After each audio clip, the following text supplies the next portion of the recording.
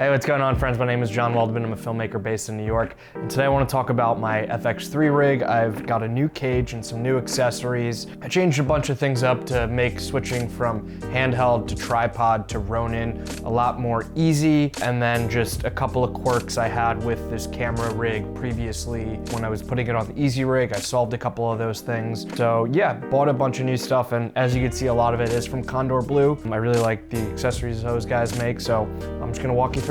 So first off, I got this new FX3 cage by Condor Blue. There's a couple reasons I really like it. There's a lot of different mounting points. It's extremely modular, and they really thought out a lot of things on here. You know, from the side, different mounting points. It comes with a Arca Swiss plate that you can attach for easy Ronin access, and then also other Arca Swiss plate, quick release plates. The top, you have a couple of more, hot shoe, RE rosette. There's a HDMI blocker thing. A lot of all of this stuff on the side is all NATO, so you could attach your NATO rail clamps. Basically, this fixed some problems that I had with my previous rig. That's why I went with it. So I always wanted a side handle grip for this camera, especially when I was on EasyRig. So I got this, it's like a RE rosette adapter, and then I got this side handle. And this thing is really nice, and what's cool with this is you can loosen it a bit, and then you could change it as you wish. And with this handle, there's a lot of mounting points on here, hot shoe, a lot of different stuff. So I like that. There's also a leveler on top.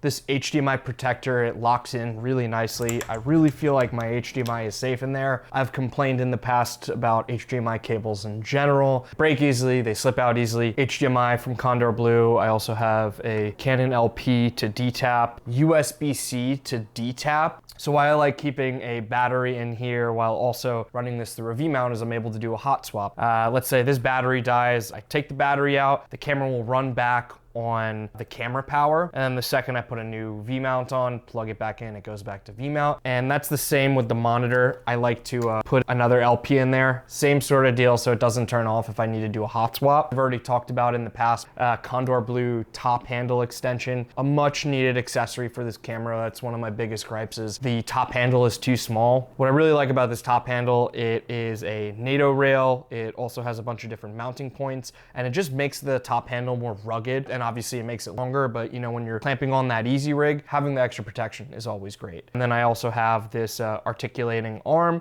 from Condor Blue. It's been my arm of choice, and again, I've talked about that before. Continuing on, obviously need a lens to power it up. I just put on a 70-200 for this. So this rig that I've built is primarily made for tripod work and EasyRig work. That is two of the three main applications I use this camera. If you want to get a V-mount battery situation, the best thing to do is you're going to need a V-mount plate, a rods, and a base plate. I have this small rig base plate with some small rig 15mm rods. I actually really like this solution. It's lightweight, it's good. And then bought a small rig Arca Swiss quick release plate. Now this is one of my favorite things about this rig. You undo it, you take it on, you take it off, bam, it's on and off. And by keeping the quick release plate on here and having the Arca Swiss plate on the camera, I could easily move this from tripod or EasyRig to the gimbal. Now obviously this rig is not gonna be as constructed, won't be flown on a gimbal, but having that plate and never having to change a plate really saves a lot of time. So that's kind of why I built it out this way. Going back, so one thing though I don't love about this quick release plate, you gotta really hold the camera. Check it out. See, look how loose that is.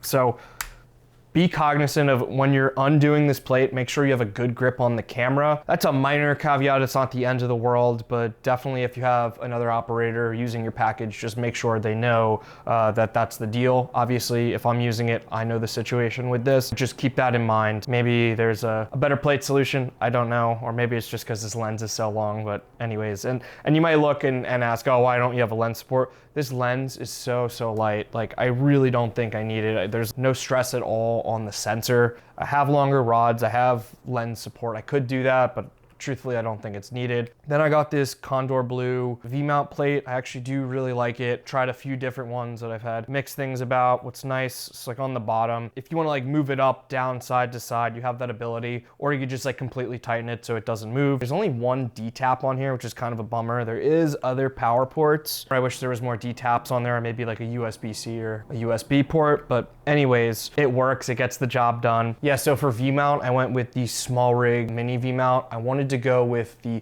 lightest and smallest V-mount as possible. This is 50 watt hours. Honestly, this setup doesn't drain a whole ton of power. So I own 3 V-mounts. I wanted a 4th one, and what intrigued me about this was mostly the weight. Eventually, I want to power my Ronin and monitor via this V-mount, and it's very light, so I feel like it'll be pretty easy to mount and figure out a good option for that. So, and especially my Small HD Ultra 5, which is on that camera, that one needs D-tap power. It doesn't take batteries. I mean, I could get like a V-mount plate for it, but I don't have that. Maybe I'll come up with a solution where I could power everything via a V-mount plate, or at least the monitor. We'll see. Freaking really like these V-mounts. You could power it via USB-C. There's multiple different power options, and I gotta say, for like a full package, it's light. It's really light, and so, wow, that actually is kind of awesome. I sometimes do shoots where it doesn't really make sense for me to bring out the FX6 from the type of production, the budget, whatever it might be. I made a video previously about the FX3 and the EasyRig build, and some of the things that I complained about in that video, I finally feel I fixed them, with this V-mount plate I like. I got my hand grip. So yeah, now I feel like certain jobs, let's say maybe it's like live music. This is a really nice lightweight solution for EasyRig work. Also random, while I guess we're talking the rig, I got this Benro tripod head. These sticks are old. The head was completely busted, and I was almost gonna buy like a whole new setup, but I was like, you know what? It's a 75mm bowl. Let me just buy a new head, and I gotta say I'm pretty impressed. Really nice and rugged. It's been serving me well so far, but I wanna show you guys now with the EasyRig how really seamless this is. So let's say, we have a shoot, I'm all done here. Tripod, now we got to reset for B-roll. I'm gonna go get the EasyRig. I definitely recommend keeping the camera on a surface before you clamp it. And look, just like that. And like I said, you could adjust this handle the way you want it. Probably should put the HDMI in the right spot. But yeah, this thing is so lightweight, and I could just think of jobs already where, again, a budget, a form factor, whatever it might be, where having this smaller, more nimble setup does make sense. And if you were feeling a little back heavy, what I'd probably do is have longer rods and put some counterweights on there. Theoretically, getting my B-roll shots, boom, boom, boom. All right, I'm done here. Take this off. That's it. Right back, ready for interviews, whatever it might be. Again, with my previous configuration, I had gripes with my V-mount plate and I couldn't figure out the right hand grip solution. Now I feel really confident taking this pretty much in any scenario for EasyRig work. For other configurations, one of which that I do use this camera a lot for is for the gimbal. I wouldn't have a top handle, I would lose all this stuff down here, but I got this little RE rosette to 15mm rod. You put it right here. So as you know, with the RS3 Pro, it comes with a follow focus, and when I'm using my vintage lenses with focus gears, I do like to use the follow focus. So that's another accessory I do recommend you get with this configuration. And that's just, again, hats off to this Condor Blue cage that just has tons of different mounting options. We are on the Ronin rig. So this is a very stripped down version, as I told you guys before. All I had to do is connect this little SmallRig RE to 15mm rod adapter, and then, yeah, that's about it. I also took out, so I had the side handle, I took out the little piece that connects right to the side. It's kind of giving me a little issue just in terms of space that I had between the Ronin.